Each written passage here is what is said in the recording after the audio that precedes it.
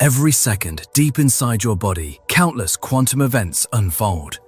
Electrons shift, particles interact, and occasionally, an unstable atom decays.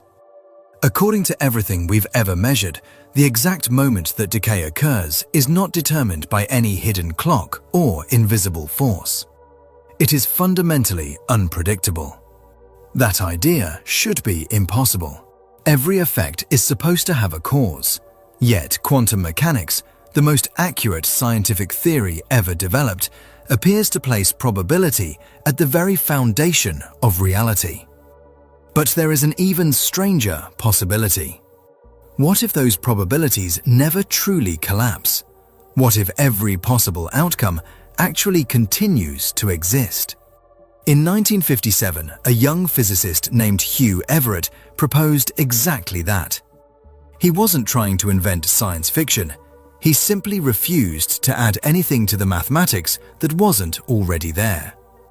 His interpretation was dismissed by many of his contemporaries, and Everett eventually left academic physics. Decades later, however, his idea, the many worlds interpretation, has become one of the most discussed ways of understanding quantum mechanics, even though no interpretation has yet been experimentally confirmed over the others. If Everett's picture of reality is correct, then every quantum event creates a branching universe where every possible outcome exists. Follow that idea to its logical conclusion, and it leads somewhere deeply unsettling. Through radioactive decay, impossible coincidences, black holes, and the distant future of the cosmos, it arrives at a thought experiment so disturbing that many physicists refuse to take it literally. A universe in which, from your own point of view, death may never be experienced. This idea is known as quantum immortality. Whether it reveals something profound about reality or simply exposes the limits of one interpretation of quantum mechanics is the mystery we're about to explore.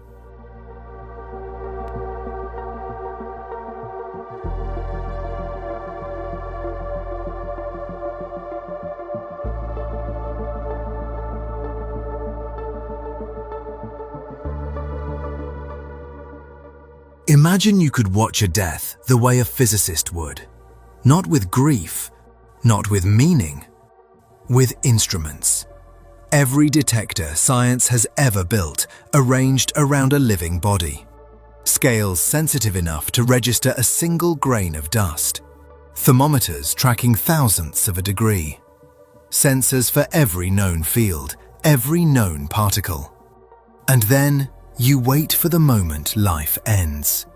Here is what your instruments record at that moment. Almost nothing. No measurable mass is lost.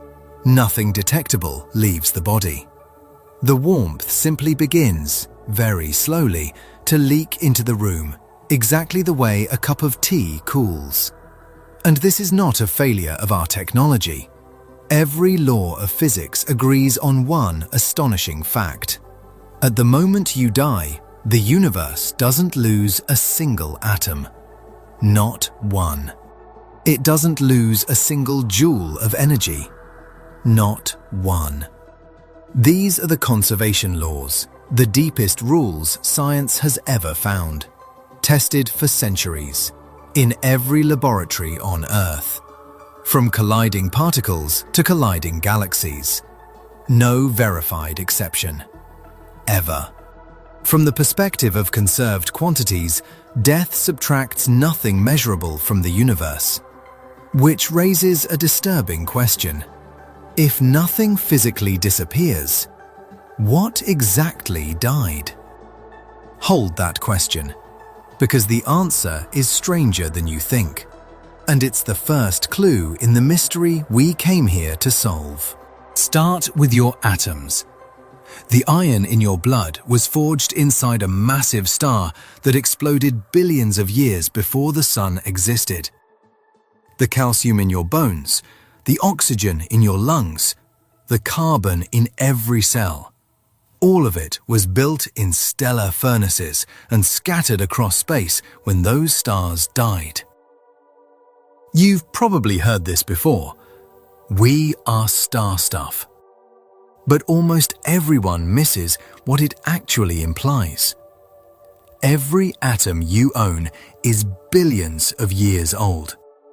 Every atom you own will outlive you by billions more. The universe has been recycling this material forever.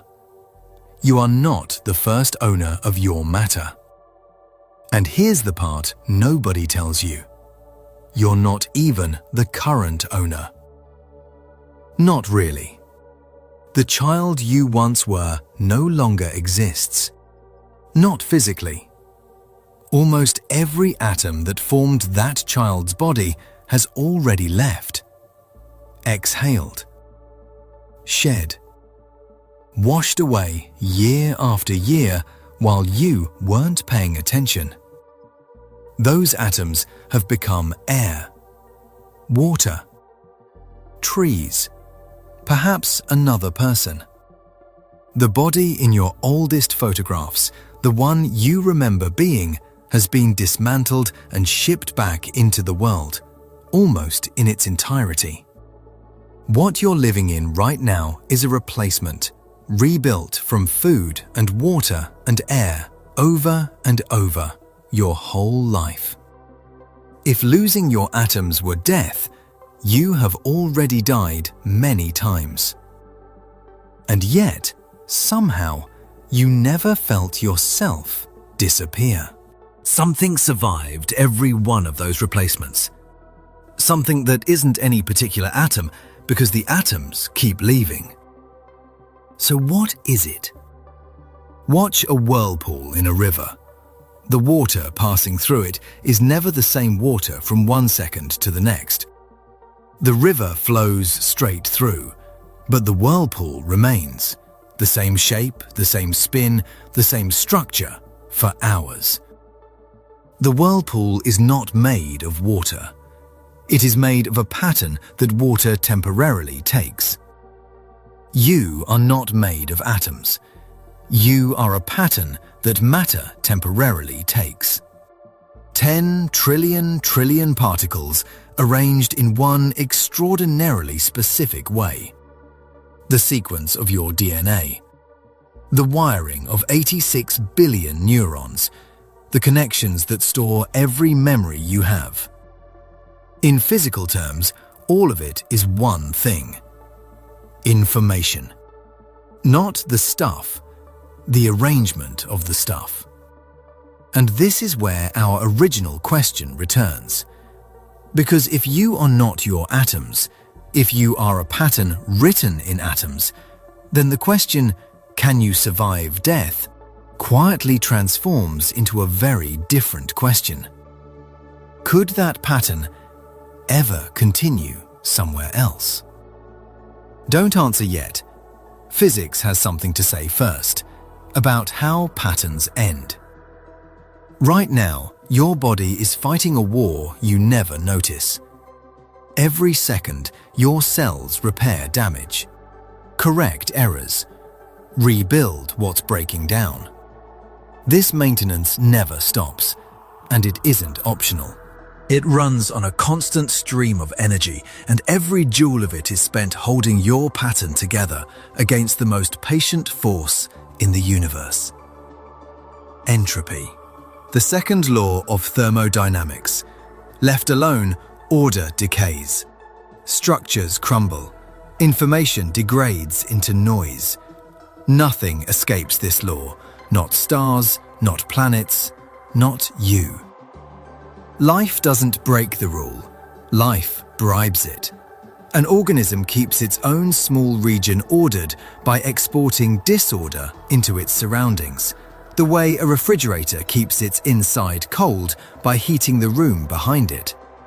A living body is a temporary rebellion against entropy, funded by a lifetime of stolen energy. And now, finally, we can say what death actually is.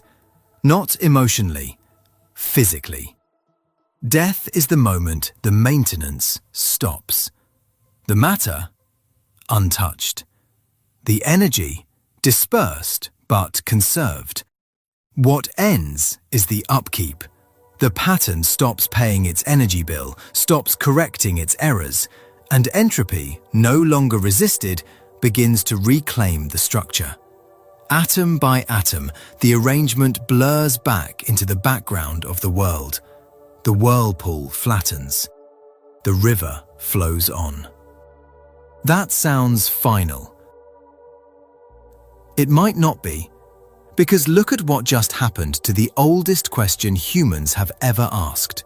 For all of history, does anything survive death meant asking whether some invisible substance, a soul, escapes the body.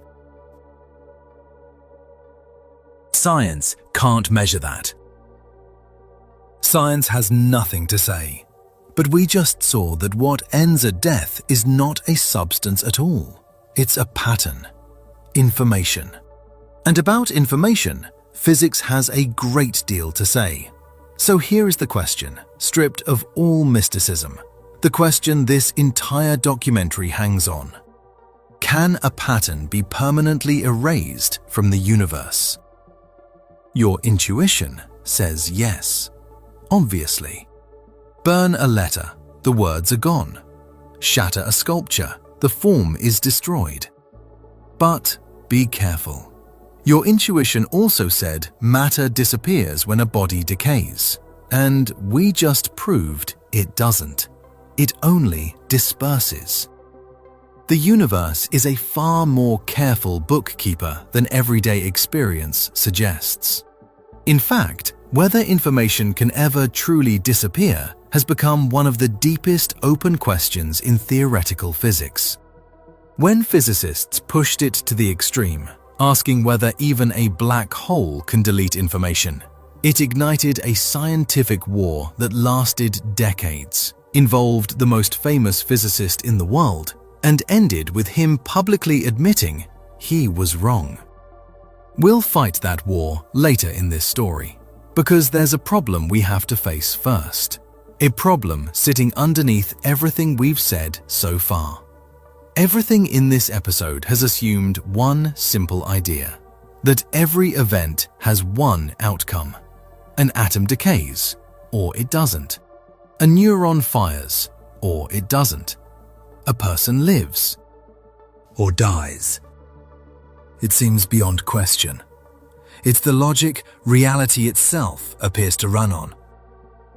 But your pattern is written in particles, and particles do not follow the reliable clockwork rules of the everyday world.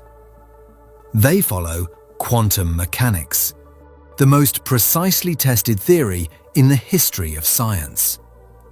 And quantum mechanics refuses to make that promise. At the deepest level of reality, nature may never choose a single future. The equations don't describe one outcome happening. They describe all of them, unfolding together, perfectly, mathematically, with nothing in the physics that ever selects a winner. For nearly a century, physicists have argued about what that means. Most chose to look away. One of them didn't. And if he was right, then death itself may look very different than we imagine.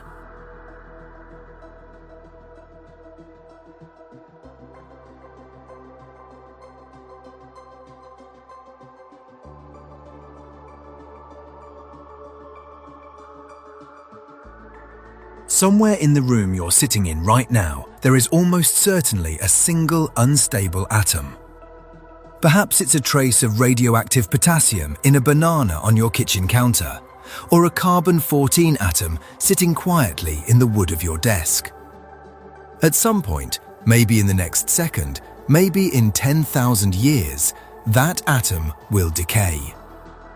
It will spit out a particle, transform into something new, and release a tiny burst of energy. And here is the uncomfortable truth we established at the very beginning of this story. No force, no law, no hidden mechanism anywhere in the known universe determines when. Quantum mechanics can calculate the odds with breathtaking precision. It cannot, even in principle, tell you the moment. Now ask what should be a simple question. In the instant before we check on that atom, before any measurement is made, has it decayed or hasn't it? Common sense insists it must be one or the other. The atom is out there, real and physical, and reality doesn't wait for us to look. But when physicists write down the actual mathematics describing that atom, something deeply strange appears. The equation, the Schrödinger equation, the beating heart of all quantum theory, does not describe an atom that has decayed, nor an atom that hasn't. It describes both conditions at once, evolving together, side by side, each as real as the other in the mathematics, flowing forward in time in perfect, superposed silence. The equation simply refuses to choose. For the founders of quantum mechanics, gathered around Niels Bohr in Copenhagen in the 1920s, this was intolerable. Their solution became the official doctrine of physics for nearly a century. And it goes like this. The mathematics describes possibilities.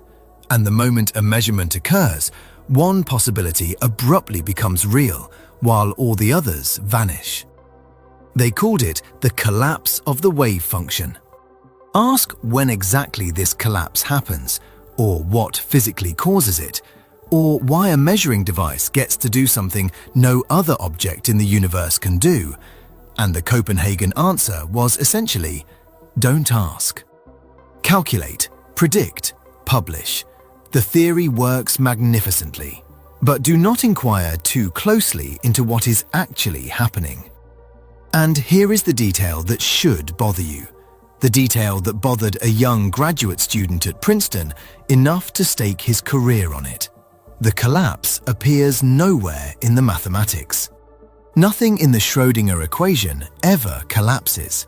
The equation describes possibilities multiplying, spreading, entangling with everything they touch, smoothly, deterministically, forever.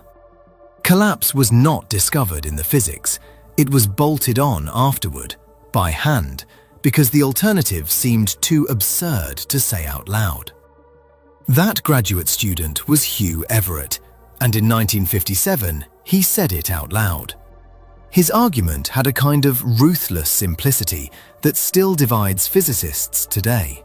The Schrödinger equation is the most successful equation in the history of science.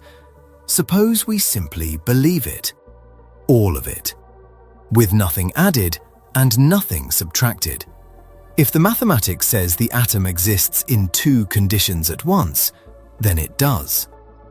And if a detector measures that atom, the mathematics is equally clear about what happens next. The detector doesn't force a choice, it joins the superposition. Now it's the detector that exists in two conditions, one that registered a decay, one that didn't. And if a physicist reads that detector, the same logic climbs another rung. The physicist joins the superposition too. There is now a version of her who saw the atom decay and a version who saw nothing. Both written into the same universal mathematics, both experiencing their result as the only result, each entirely unaware that the other exists. Nothing collapsed. Nothing vanished. Reality didn't choose.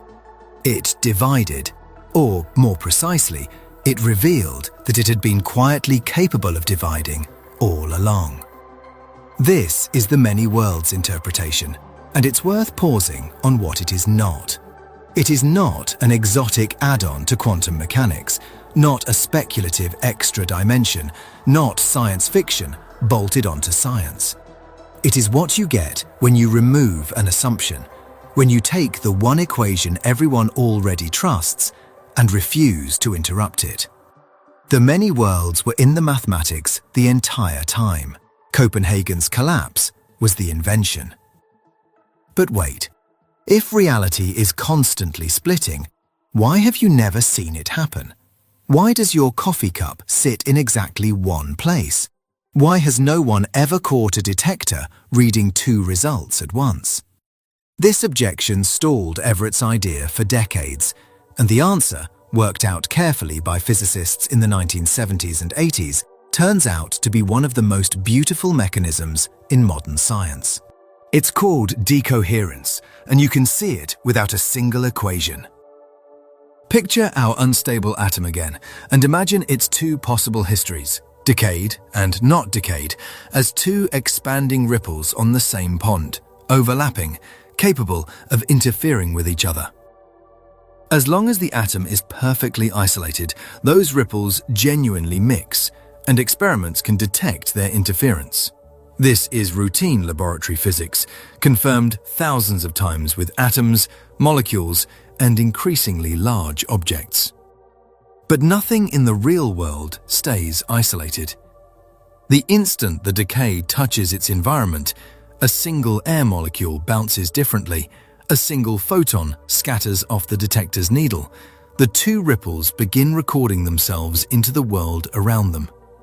Each history gets stamped, copied, and broadcast into billions of particles, and the two versions of events stop being able to overlap, the way two drops of ink, stirred into opposite ends of an ocean, can never find each other again.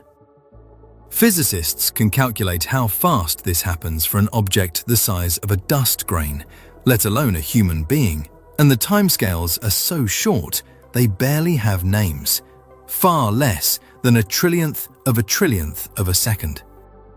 This is why you never see the split. The branches don't fly off to distant galaxies. They remain right here, occupying the same space, but sealed off from one another more perfectly than any wall could manage, separated not by distance, but by information. Decoherence, it's worth being honest, doesn't prove the other branches exist. What it proves is why, if they exist, you could never see them. The interpretation remains exactly that, an interpretation, unconfirmed against its rivals. But it dissolved the strongest objection, and it's a major reason that, in modern surveys of physicists, Everett's once ridiculed idea now regularly polls as a leading contender for what quantum mechanics actually means. Now, bring this home, because this was never really about atoms. Your body, as we discovered in Part 1, is a pattern written in roughly 10 trillion particles. And those particles are not spectators to quantum events. They are participants. Every second, inside you, radioactive atoms decay. About 4,000 potassium-40 decays per second in an average adult body. Each one a genuine quantum event, each one undetermined until it happens. Every second, molecules collide, tunnel, and bind in ways that quantum uncertainty steers. If Everett is right, every one of those events is a branch point, which means the pattern that is you is not a single thread running through time.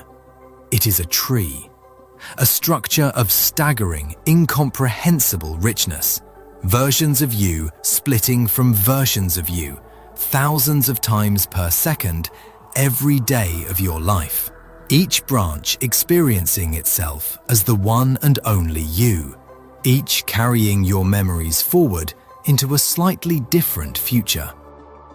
The you watching this video is one twig on that tree. And here's the thought that should keep you up tonight. You have no way, even in principle, of knowing which twig you are. Every version of you feels exactly like the original.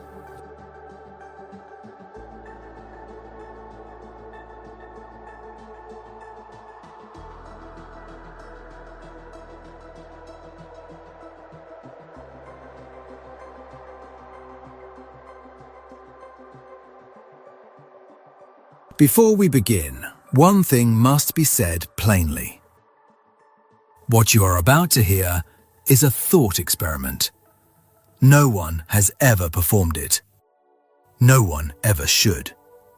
Its inventors were not proposing an experiment, they were building a trap for an idea, a scenario designed to force Everett's mathematics to confess what it really implies. Physicists do this all the time. Einstein imagined riding a beam of light. Schrödinger imagined a cat in a box.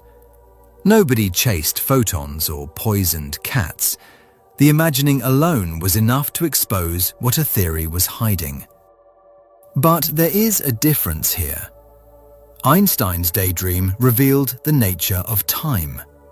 Schrödinger's revealed the absurdity of superposition. This one reveals something no other thought experiment in physics has ever dared to touch.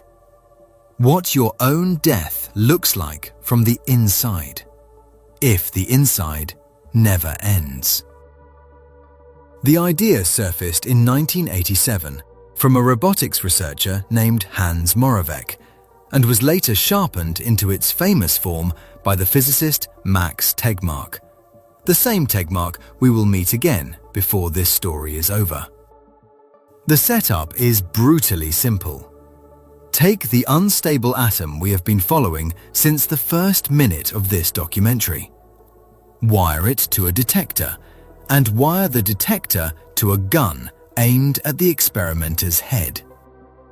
If the atom decays within the next 10 seconds, the gun fires.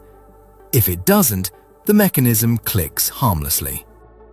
The engineering is arranged so that death, if it comes, arrives faster than any nerve signal can travel, faster than pain, faster than awareness, faster than the brain can register that anything happened at all. This detail is not cruelty. It is the hinge of the entire argument, and you will see why in a moment. The odds are 50-50, a coin flip decided by the deepest randomness the universe possesses. Now the experimenter sits down and the countdown begins. Watch first from the outside, from a chair across the room. Quantum mechanics tells you exactly what to expect, and it does not care which interpretation you believe. There is a 50% chance you watch the experimenter die in the next 10 seconds. If somehow they survive and insist on going again, the odds of surviving twice are 1 in 4. 10 rounds, 1 in 1,024. 30 rounds, roughly 1 in a billion. From the outside, this is not a mystery. It is a mortuary. Run the experiment anywhere, in any lab on Earth, and the story ends the same way, quickly, with statistical certainty. Every physicist agrees on this. Copenhagen agrees. Everett agrees. The outside view is not where the theories part ways. Now, sit in the chair. If Copenhagen is right, if each quantum event has exactly one outcome, then your prospects are precisely what the outside observer calculated. The atom decays, or it doesn't, once, and with each round you are riding a coin flip toward near certain oblivion. 10 clicks would make you a 1 in 1,000 lottery winner. 30 would make you a walking miracle. But if Everett is right, the arithmetic of experience changes in a way that has unsettled every physicist who has taken it seriously. When the countdown ends, the universe does what we watched it do in part 2. It branches. In one branch, the atom decayed, the gun fired, and a body slumps in a chair. In the other, a click. Both branches are equally real. Both are written into the same universal mathematics. But now ask the only question that matters, the question this machine was built to isolate. In which branch is there an experience of what just happened? Not which branch exists, both do. Which branch contains a point of view? The branch with the body contains no observer. Death arrived faster than perception. There is no one in that branch to notice anything, no final flash, no fading, no experience of an ending. By construction, there is nothing it is like to be in that branch at all. Every ongoing experience, every thread of memory and awareness connected to the person in the chair exists in exactly one place, the branch with the click. So from the inside, click. You check the detector. You take a breath. 10 seconds passed and the machine didn't fire. Round 2. The universe branches again, and again, the only version of you having any experience whatsoever is the one hearing click. Round 10. Click. Round 30. Click. The outside observer's 1 in a billion miracle is, from the chair, the only story that was ever experienced. Not because you were lucky, because in Everett's universe, the unlucky branches contain bodies but no witnesses, and your next moment of experience, wherever it exists, can only exist where experience continues. Let this settle, because it is the coldest piece of logic in this entire series. Nothing is protecting the experimenter. No force deflects the bullet, no guardian tips the quantum dice. In the overwhelming majority of branches weighted by the mathematics, the experimenter dies, and their family grieves, and their colleagues bury them, and that is the reality those branches contain forever. The claim is not that you cannot be killed. The claim is stranger and narrower, that dying is something that happens in other people's branches. From your own point of view, the only point of view you will ever have, there is always a next moment, because the branches without a next moment are branches without a you to notice their absence. Survivorship here is not a bias in the data, it is the filter that decides which futures get experienced at all. You can feel how seductive this is, and you should also feel suspicious. So let's be honest about what the machine does and does not establish. First, everything rests on Everett being right, and as we said plainly in Part 2, no experiment has yet crowned any interpretation of quantum mechanics. If collapse is real, the machine is just an elaborate way to die. Second, notice how much work that word instantaneous is doing. The gun kills faster than perception, cleanly separating branches with observers from branches without them. Real dangers are almost never like that, and whether this logic survives contact with the real world's slow, messy, partial ways of dying is a question we are deliberately saving for the end of this story, because it is where the whole idea faces its hardest test. And third, the strangest feature of all, the machine offers proof that can never be shared. Suppose you sat in the chair and heard 1,000 consecutive clicks.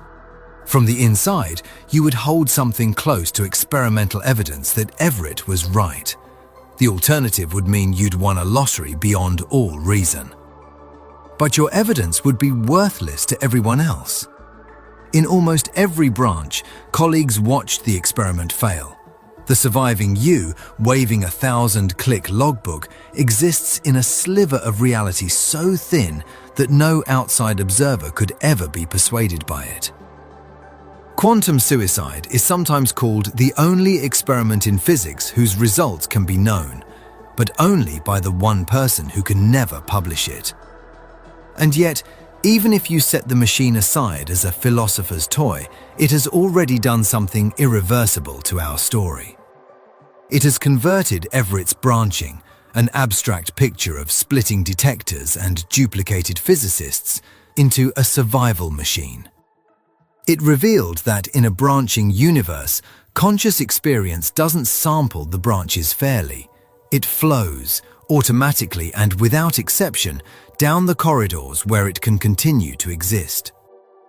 And that raises a question that should now be forming, uninvited, somewhere in the back of your mind.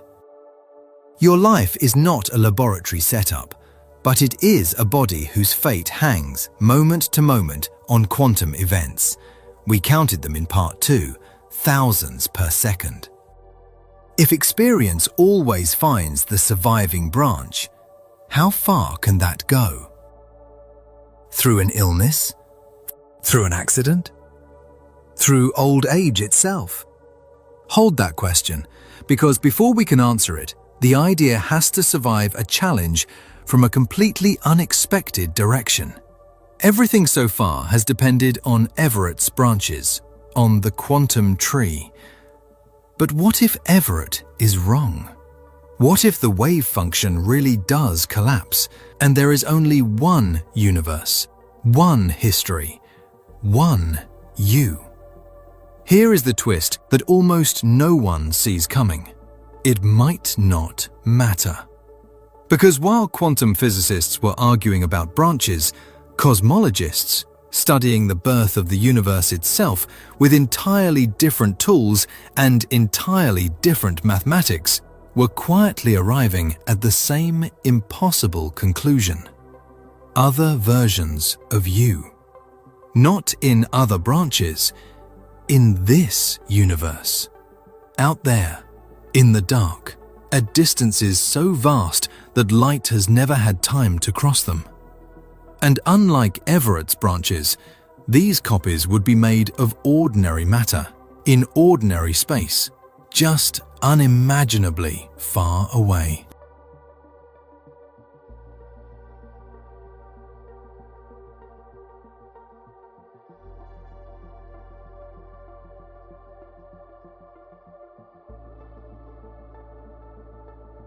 There is a wall around everything you have ever seen, and it is made of time. Look out from Earth in any direction with the most powerful telescopes ever built, and eventually you run out of universe to look at, not because the universe stops, but because light does. The cosmos is 13.8 billion years old, and light moves at a fixed speed, which means there is a horizon around us, a sphere, roughly 93 billion light-years across once you account for cosmic expansion, containing everything whose light has had time to reach us. Astronomers call it the observable universe, and every galaxy you have ever seen a picture of lives inside it. But notice what that horizon actually is. It is not a wall in space. It is a limit on seeing.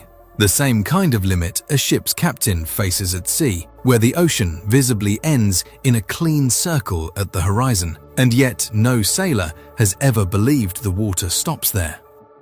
Here is the fact that this entire episode rests on, so hold it carefully.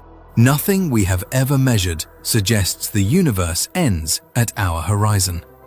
The best data we have, from the geometry of space itself, measured in the afterglow of the Big Bang, shows space to be flat as far as we can probe it. And flat space, if it keeps going, has no natural place to stop. The universe has never told us it ends. We simply cannot see past the edge of the light. Why does that matter for our story? Because of something you already know, something we established in the very first episode and have been carrying ever since. You are not a substance. You are a pattern, a specific arrangement of particles in a region of space, and, crucially, a finite one. There are only so many particles in the volume a human body occupies, and quantum mechanics itself guarantees that they can only be arranged in a finite, though astronomically enormous, number of distinguishable ways. The same is true, scaled up, for our entire observable universe.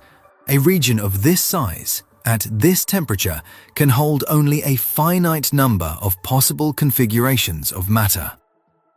Physicists can even estimate the number. It is a 1 followed by more zeros than there are atoms on Earth. A quantity so large, the word astronomical is an insult to it. But it is not infinite. And now the trap closes. And it closes by pure counting. If space goes on forever, and again, no measurement has ever contradicted this, then it contains infinitely many regions the size of ours. Infinitely many rooms, so to speak, each furnished from the same finite catalogue of possible arrangements. An infinite hotel with a finite list of room designs must repeat its rooms. Not might, must. Somewhere out there, beyond the horizon, the arrangement of particles that constitutes you, this body, this brain, these memories, down to the last atom, occurs again. And again. Infinitely many times. This is not mysticism, and it is not Everett. Notice that we haven't used a single quantum branch. It follows from 3 ingredients only: space that continues, matter arranged by finite rules, and the merciless arithmetic of infinity. The physicist Max Tegmark, the same man who sharpened the suicide machine, called this the Level 1 multiverse, and he did something almost comically concrete with it. He estimated the distance to your nearest copy. The number is 10 to the power of 10 to the power of 28 meters, a number so vast that writing it out in full would take more digits than there are particles in our visible universe. Unreachable, unobservable, forever beyond contact. But if the assumptions hold, they are out there, as physical as you. And the assumptions themselves have a pedigree that makes them hard to dismiss, because they emerge from our best theory of how the universe began. In 1981, the physicist Alan Guth proposed that the Big Bang was ignited by inflation, a burst of expansion in the universe's first fraction of a second, so violent that space itself stretched faster than light can cross it, taking a region smaller than an atom to cosmic scales in less time than light takes to cross a proton. It sounds extravagant, but inflation earned its place the hard way. It predicted, decades in advance, the precise statistical pattern of hot and cold spots in the Big Bang's afterglow, predictions that satellites have now confirmed to stunning precision. Inflation is why the sky looks the same in every direction. It is why space measures flat. It is, currently, the leading account of our origin. But when theorists followed inflation's own equations forward, they found something they never asked for. In most versions of the theory, inflation doesn't end everywhere. It ends in patches, pockets where the stretching stops and matter condenses and stars ignite, while beyond them, space goes on inflating, forever spawning new pockets, like bubbles forming in an endless boiling ocean. Our entire universe, in this picture, is one bubble.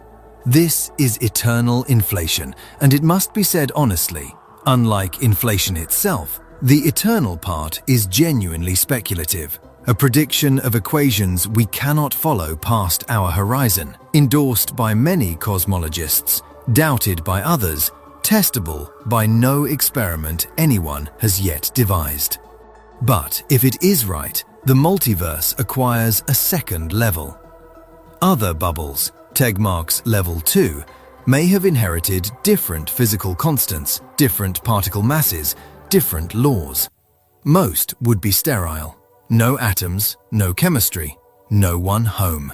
But among endless bubbles, some would roll constants friendly to matter, and in those, the level 1 argument runs all over again. Infinite space, finite patterns, endless repetition. The tree of quantum branches was already dizzying. This is a forest of trees. Now put the two pictures side by side, because this is where the episode has been heading all along. From quantum mechanics, branches, versions of you generated thousands of times per second by decaying atoms, sealed off from each other by decoherence, sharing your space but never your experience. From cosmology, copies, versions of you assembled by infinite space from the same finite catalogue of patterns, separated not by information, but by unswimmable oceans of distance. Two completely different theories. Two completely different kinds of mathematics, one from the physics of the very small, one from the physics of the very large. Neither was built with the other in mind, and neither needs the other to work. Yet both, followed honestly to their conclusions, hand us the same impossible sentence. The pattern that is you exists in more than one place. Tegmark noticed something further, and it is the kind of observation that keeps physicists arguing at conferences long after midnight. Ask what practical difference there is between a quantum branch where you survived some event and a distant level 1 region where an identical copy of you survived the identical event, and the answer, disturbingly, is that there may be none. In work with the cosmologist Anthony Aguirre, Tegmark showed the two descriptions can be made mathematically parallel. Infinite space may play the role of Everett's branches, with the universe's endless copies standing in for the quantum tree. If anything like that is right, then quantum immortality's strange logic, experience continuing wherever continuation exists, no longer depends on Everett winning the interpretation war at all. The copies don't need branches. Infinity builds them out of ordinary matter, in ordinary space. The idea we set out to test has just survived the death of its own favorite assumption. But before you feel either comforted or terrified, look at what every version of this survival actually amounts to. Branches, bubbles, copies beyond the horizon. All of it. In every single case, what survives is the same thing. The only thing it has ever been since we watched those instruments record nothing leaving a dying body. A pattern. An arrangement of matter carrying information. Every copy of you, quantum or cosmic, is that pattern written somewhere in the universe's ledger. Which means this entire story now balances on the question we raised in the first episode and deliberately walked away from: whether the ledger can be wiped. If the universe can truly destroy information, burn the pattern out of existence everywhere completely, then copies and branches merely postpone an ending that physics guarantees. But if the universe cannot destroy information, then something about you is written in permanent ink.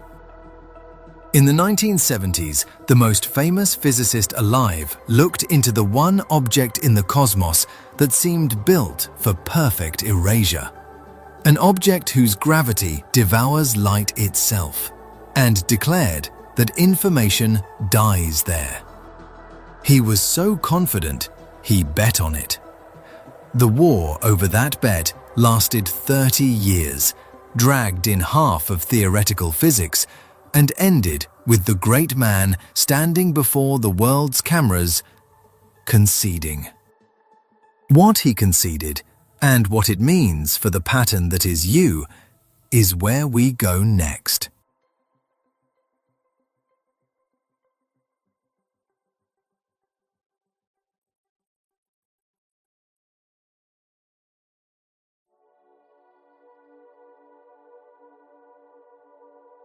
the first episode of this story, we asked whether a pattern can be permanently erased from the universe, and your intuition said yes, burn a letter and the words are gone. It is time to settle that. Physics agrees that the words become unreadable, ink chars, paper curls, smoke disperses. But quantum mechanics makes a far stronger claim about what happens next, and it is one of the least known and most consequential principles in all of science. Written into the mathematical foundations of quantum theory is a property called unitarity, and stripped of its formalism, it says this: the universe never forgets. The complete information describing any physical system, every particle state, every correlation, every detail, is never created and never destroyed, only transformed.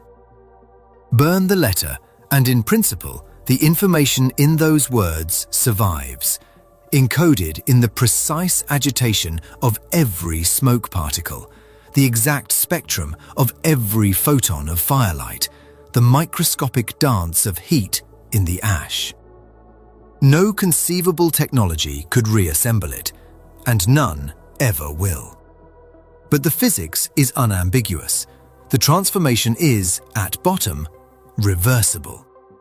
Nothing in the equations allows the universe to take a state and truly delete it, any more than the conservation laws we met in Part 1 allow it to delete an atom. Scrambling is permitted, encouraged even. Entropy is the universe scrambling things. Erasure is not. And this principle is not decoration. Unitarity is load-bearing. Quantum mechanics probabilities only make sense because of it.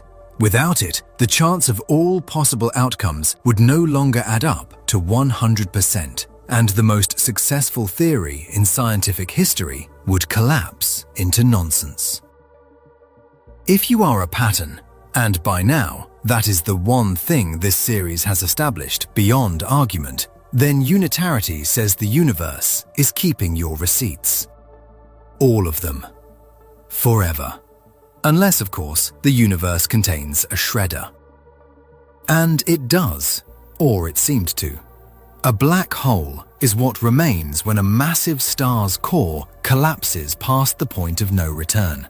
An object whose gravity grows so extreme that within a boundary called the event horizon, escape would require moving faster than light.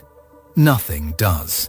Whatever crosses that boundary, gas, planets, letters, people, leaves the visible universe, and general relativity adds an insult. From the outside, every black hole is featureless.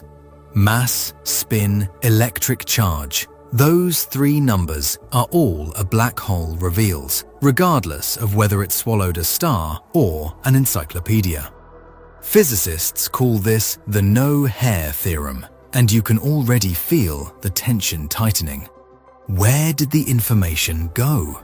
For decades, there was a refuge. Perhaps it survives inside, hidden but not destroyed, locked behind the horizon forever. Locked is not erased. Unitarity could live with locked. Then, in 1974, Stephen Hawking took that refuge away. In a calculation now considered one of the landmarks of 20th century physics, he combined quantum theory with the physics of the horizon and found something no one expected. Black holes are not perfectly black. The quantum vacuum near the horizon leaks a faint glow, Hawking radiation, and that leak carries energy away. Slowly, over timescales that dwarf the current age of the universe, a black hole evaporates. It shrinks, glows hotter, and finally vanishes entirely. Now the trap has no exit. If the black hole is gone, the information is locked inside is no longer an answer. There is no inside. And Hawking's own mathematics said the escaping radiation was featureless, thermal, carrying no imprint whatsoever of what had fallen in. His conclusion was as blunt as a slammed door. The information is destroyed. Not scrambled, gone. The universe, he claimed, forgets after all.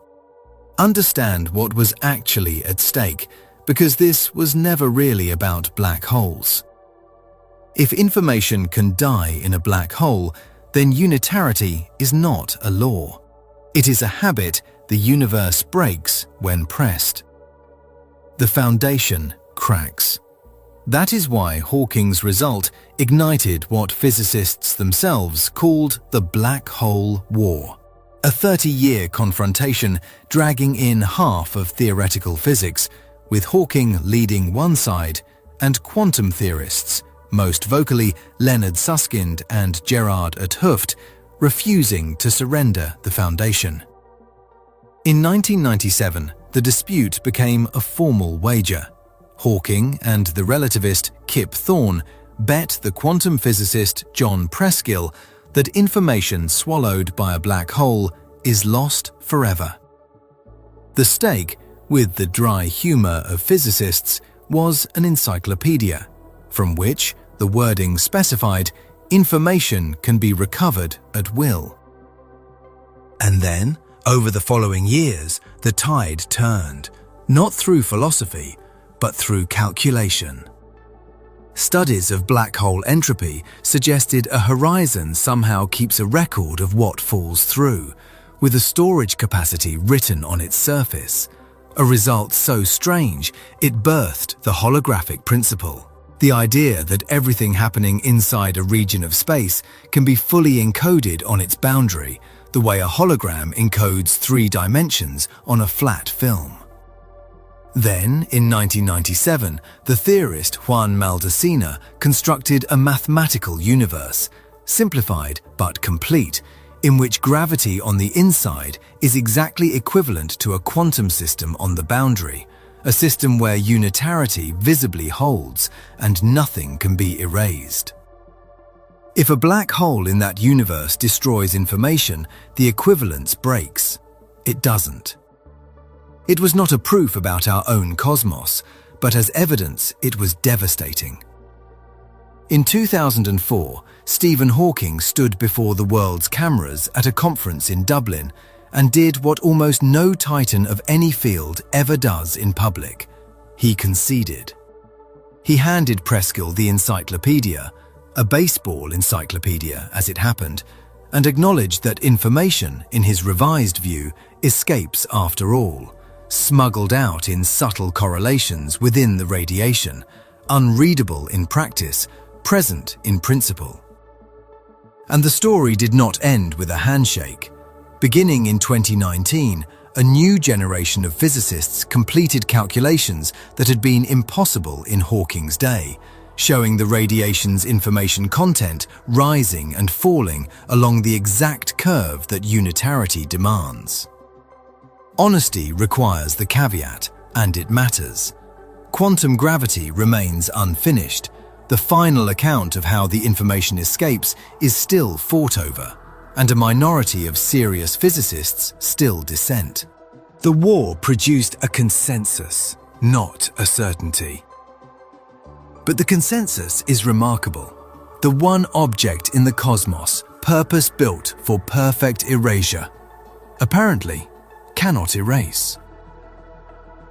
Stop and look at how far this reaches. The question this series asked in its opening minutes, what exactly dies if nothing measurable leaves, has now been chased to the most extreme environment reality offers, and it came back with the same answer. Matter cannot be deleted. We knew that from the start. Now, if the consensus of the black hole war holds, information cannot be deleted either. The pattern that is you, the arrangement we watched survive the replacement of every atom, the pattern branching through Everett's tree thousands of times per second, the pattern repeating through infinite space beyond the horizon, that pattern is written in a medium the universe itself appears incapable of wiping. Deleting you is not merely difficult, If unitarity holds everywhere, it is unlawful, forbidden by the same architecture that makes probability itself add up. Even a black hole, given a body, must eventually hand back every bit. But now, be as honest as we have been at every step, because there is a cold current running under this warm conclusion, and you may have felt it already. Preserved is not alive. The information in the burned letter survives in smoke and ash, but the ash does not read itself. The record of a symphony pressed into scattered radiation is not music anyone hears. What unitarity guarantees is the ledger, not the reader.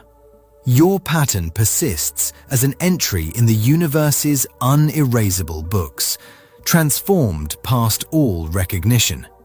And an entry does not experience anything. For quantum immortality, the idea we are actually testing, the ledger alone was never going to be enough. Experience, as the suicide machine taught us, continues only where there is a functioning pattern, organized, energized, computing, alive. So the real question was never only, can the entry be erased? It is also, how long can the universe keep any entry running?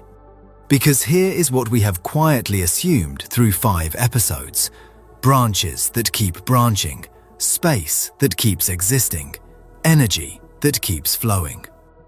Every survival we have described unfolds inside a universe.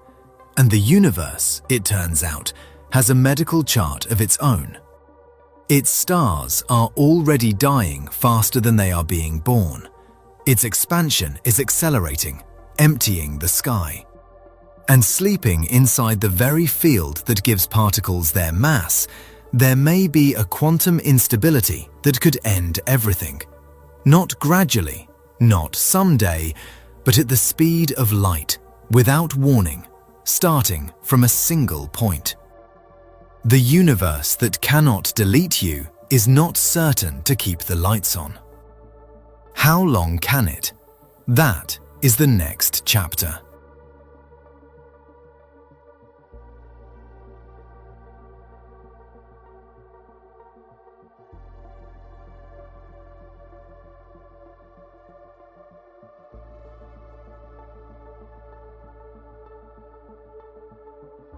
Every survival story we have told so far, the branches, the copies beyond the horizon, the ledger no black hole can burn, unfolds inside a container. That container is the universe itself, and we have been treating it the way healthy people treat their own bodies, as something that will simply go on. It will not. The universe has a medical chart, and physicists have been reading it with increasing precision for decades. It records 2 very different prognoses. One is a death sentence with no scheduled date, sudden, total, and, by its nature, impossible to see coming. The other is slower, gentler, and far more certain. Not an execution, but an exhaustion. If quantum immortality means experience continuing wherever continuation is physically possible, then everything now depends on a question no thought experiment can dodge. How long does the universe stay a place where continuation is physically possible? Start with the sudden death, because it is the strangest object in modern physics that almost no one outside the field has heard of. Space, as quantum theory describes it, is never truly empty.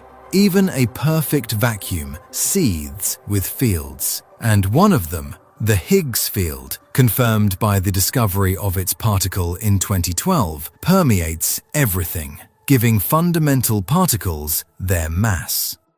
Think of that field as a ball resting in a valley.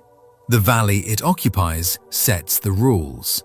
Particle masses, the strength of forces, the possibility of atoms. Here is the disquieting discovery. When physicists feed the measured mass of the Higgs boson and the top quark into the equations and extrapolate, the calculation suggests our valley may not be the deepest one available. There may be another valley far below, and a ball resting in a high valley is not stable. It is metastable, secure against any ordinary push, but not against quantum mechanics, because, as we have known since the first episode, quantum events do not need a cause. Through the same tunneling that lets an unstable atom decay without reason, a microscopic region of space could one day slip into the deeper valley. If that ever happens, the consequences are not local. The lower energy region becomes a bubble, and the energy difference drives its wall outward at essentially the speed of light, rewriting the vacuum itself as it goes. Inside the bubble, the constants of nature are different. Atoms as we know them cannot hold together. Chemistry, structure, and observers are not merely destroyed, but rendered impossible. And because the wall travels at light speed, no signal can outrun it to warn you. There would be no astronomers tracking its approach, no final broadcast. One instant, the sky is ordinary. There is no next instant. Now, the honest caveats, which matter enormously. The calculated lifetime of our vacuum comes out to numbers like 10 to the power of a few hundred years, so far beyond the age of the universe that the threat is, for any practical purpose, zero. And the calculation itself leans on extrapolating known physics across enormous energy ranges, where undiscovered particles could change the verdict entirely. Metastability is a suggestion from current data, not a settled fact. But notice something eerie about this scenario through the lens of everything we've built. Vacuum decay is a quantum event, undetermined, branching. In Everett's picture, if a bubble nucleates in one branch, there are branches where it doesn't. An observer's experience, following the suicide machine's cold logic, continues wherever the sky remained ordinary. The most absolute apocalypse physics can describe is precisely the kind of death quantum immortality is built to sidestep. Which is what makes the second prognosis so much more serious. Because the second death is not a quantum coin flip. It does not branch. It happens in every branch, to every copy, on the same relentless schedule. In 1998, two teams of astronomers measuring distant exploding stars made a discovery that rewrote the future of the cosmos and won the Nobel Prize. The universe's expansion is not slowing down under gravity's pull, as nearly everyone expected. It is speeding up. Something, physicists call it dark energy, a name that mostly measures our ignorance, is pushing space apart faster with every passing era, and its dominance is growing. The consequences unfold like a slow-motion tragedy in acts. The age of star formation is already past its peak. The universe forges new stars at a small fraction of the rate it managed billions of years ago, because the raw gas is running out, and expansion is starving galaxies of fresh fuel. The stars that exist are spending down a finite inheritance. Our own sun has perhaps 5 billion good years left. The smallest, thriftiest stars, red dwarfs sipping their hydrogen, can burn for trillions. But in roughly 100 trillion years, by our best models, the last of them gutters out and the age of starlight ends permanently. What remains is a universe of remnants, white dwarfs cooling toward blackness, neutron stars and black holes, drifting through a darkness that accelerating expansion keeps emptying as galaxy after galaxy is carried beyond every horizon. Given enough time, and here the timescales become almost obscene, even the remnants fail. If protons themselves decay, as many theories predict, ordinary matter dissolves over 10 to the power of 30 plus years. And the black holes? We already know their fate. We watched Hawking derive it 2 episodes ago. They evaporate, the largest taking perhaps 10 to the power of 100 years, until at last even the deepest gravitational vaults have paid out their information and vanished. What is left afterward has a name that sounds like poetry and is actually thermodynamics. Heat death. Not heat as warmth, heat as uniformity. A universe at maximum entropy, where temperature differences have evened out, energy gradients have flattened, and nothing meaningful can happen anymore. The second law of thermodynamics, the same patient force we met in Part 1, reclaiming a body once its maintenance stopped, finishes reclaiming everything. And here is why heat death, not vacuum decay, not black holes, is the true wall at the end of our story.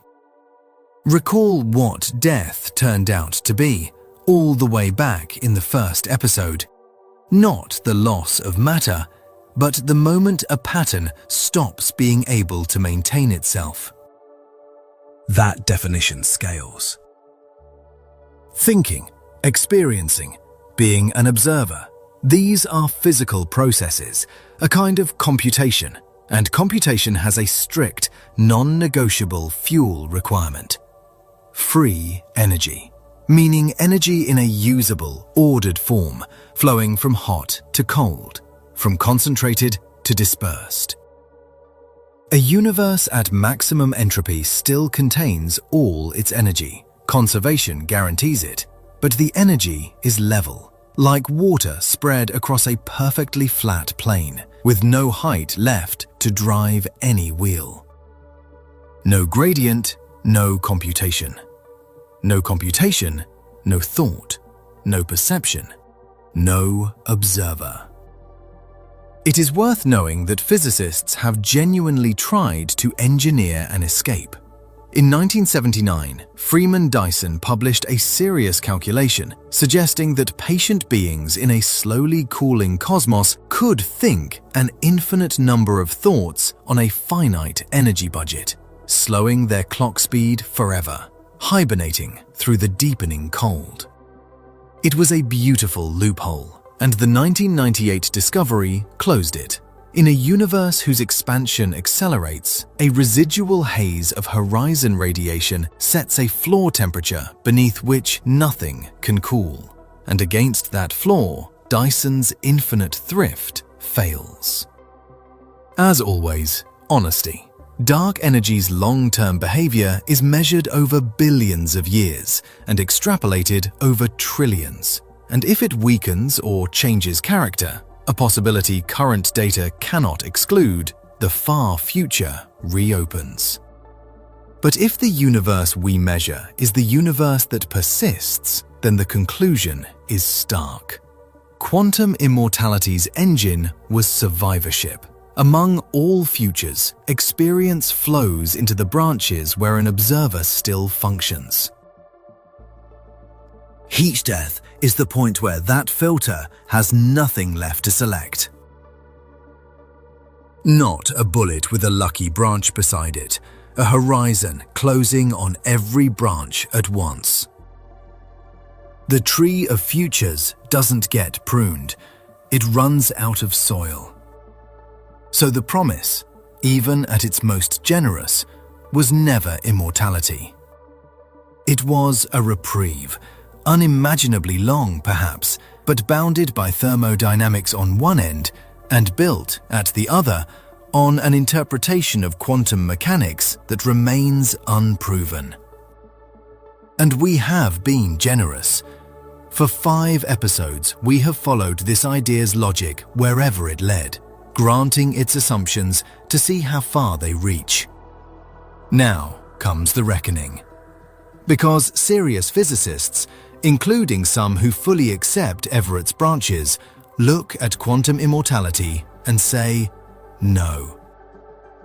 Not because the universe ends, because of a flaw much closer to home, hiding in the one word this entire series has leaned on hardest: probability.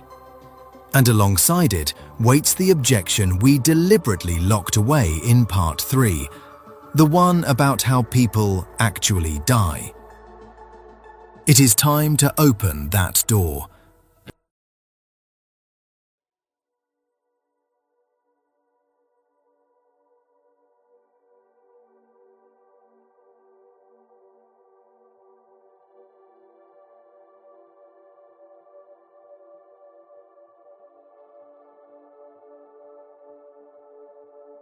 Every honest story about an extraordinary idea owes its audience one final thing: the strongest possible case against it.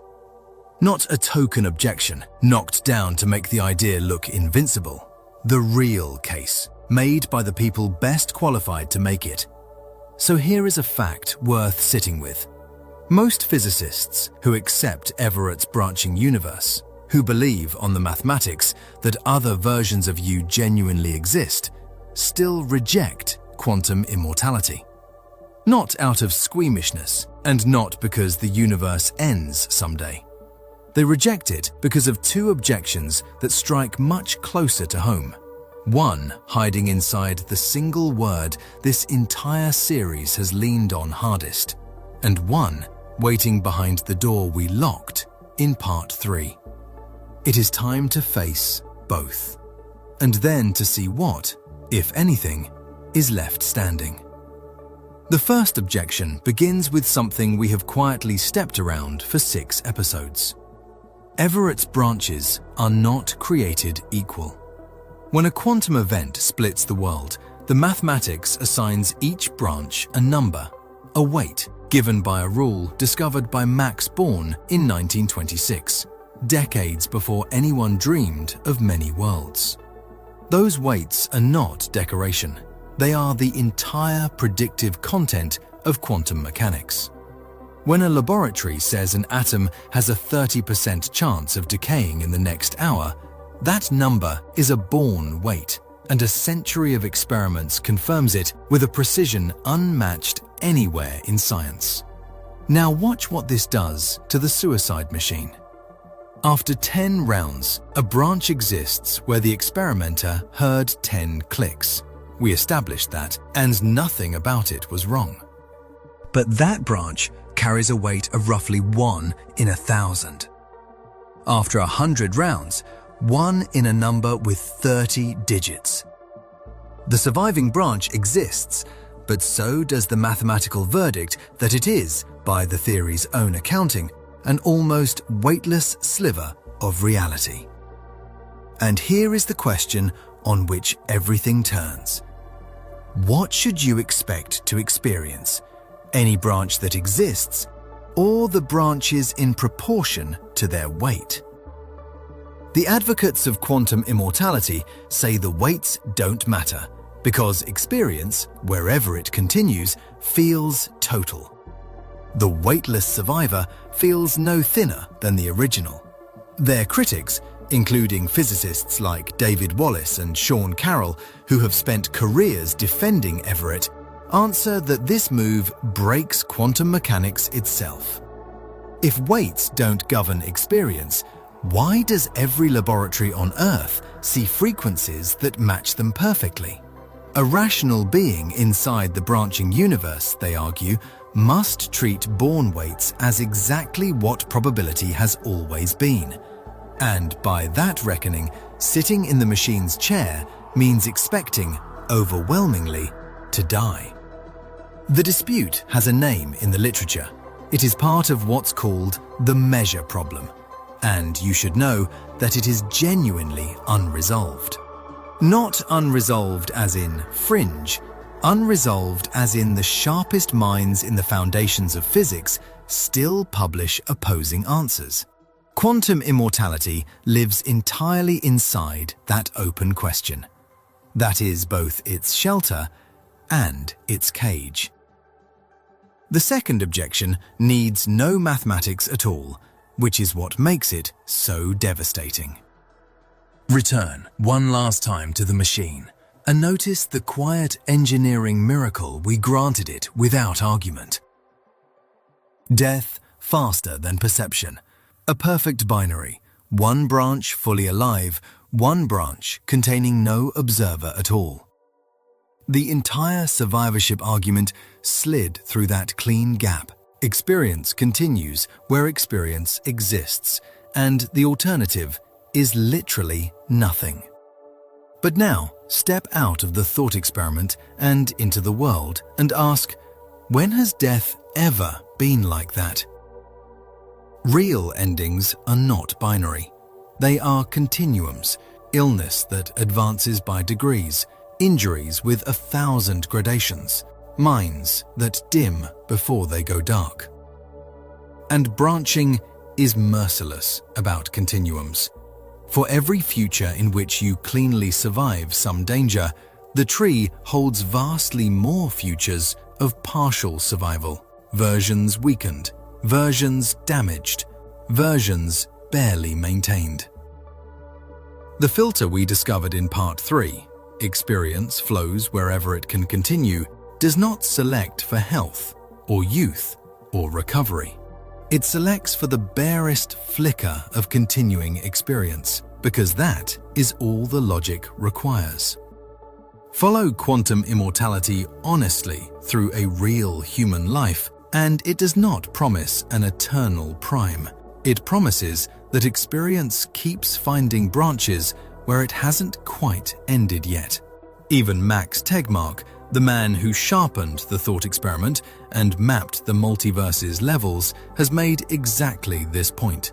Dying, in reality, is almost never a single quantum coin flip, and so the machine's beautiful logic may simply fail to transfer to the world outside the laboratory. Taken literally, the idea leads somewhere far darker than immortality. That darkness is not a reason it's false, but it is a reason that no one who understands it should want it to be true. And it explains, perhaps, why physicists discuss this idea in hallways more often than in journals. And beneath both objections lies the foundation we have flagged at every step, which must be said one final time without flinching. All of it, branches, weights, survivors, assumes Everett was right.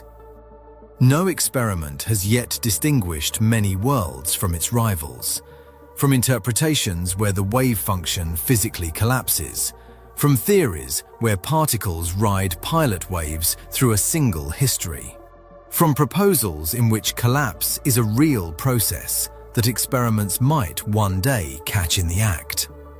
Physicists are testing quantum mechanics with ever larger objects, pushing superposition toward the scale of the everyday. And so far, the equation has never blinked. Every test has widened the territory where the mathematics holds without collapse. That trend means something. It does not mean victory. If collapse is real, there is one history, one you, and this entire series has been a tour of an exquisite mathematical mirage. So, the reckoning. What actually survives? Strip away everything the objections can reach and look at what remains, because it is not nothing. It is, in fact, everything we verified along the way. That death, measured by every instrument physics possesses, subtracts no substance from the universe, only organization. That you are not your atoms, which have already left you many times, but a pattern written in them. that the equation governing that pattern's every particle describes, without ever collapsing, all outcomes at once, and that this is not fringe speculation, but a leading reading of the most successful theory in scientific history. That if space runs deeper than our horizon, arithmetic itself forces your pattern to recur. And that when physics built its ultimate erasure machine, a black hole, and asked whether the universe could truly delete a pattern, 30 years of war ended with the most famous scientist alive conceding that, apparently, it cannot. None of that is the 1%. That is established science and serious mainstream theory, and it will still be true tomorrow, regardless of how the interpretation war ends. The 1%, the sliver that survives the math but cannot yet be confirmed by it, is the connecting claim that because experience can only ever be found where experience continues, there is always, somewhere in the vastness, a next moment. A claim that no experiment can test from the outside, that its own probability rule testifies against, that would be terrible in ways its admirers rarely admit, and that nevertheless refuses, on pure logic, to die. Which is fitting. We began with a question that sounded like it belonged to religion. What exactly dies? 7 chapters later, look where it lives now, in decoherence timescales, in the flatness of space, in the entropy written on a black hole's skin. Whatever you conclude, that migration is the real event of this story. The oldest human question has become a physics problem. It simply hasn't become a solved one. So we end where honesty demands, not with an answer, but with the question sharpened to a point. If Everett's equation means what it says, then at every moment, including this one, the pattern that is you branches into futures beyond counting. In almost all of them, eventually, the pattern fades, and the universe, unable to forget, files it away in ink that nothing can erase. But always, somewhere, by the cold logic of experience itself, a version of you wakes up. It remembers everything you remember. It feels exactly like being you. It is watching a sky, breathing, continuing, certain as you are certain now that it is the original. Perhaps the born rule closes the door, and death is precisely what it has always appeared to be. Perhaps the universe is stranger than that. But if even one thread of this story is woven the way Everett believed, then somewhere a version of you always wakes up. Which one is you?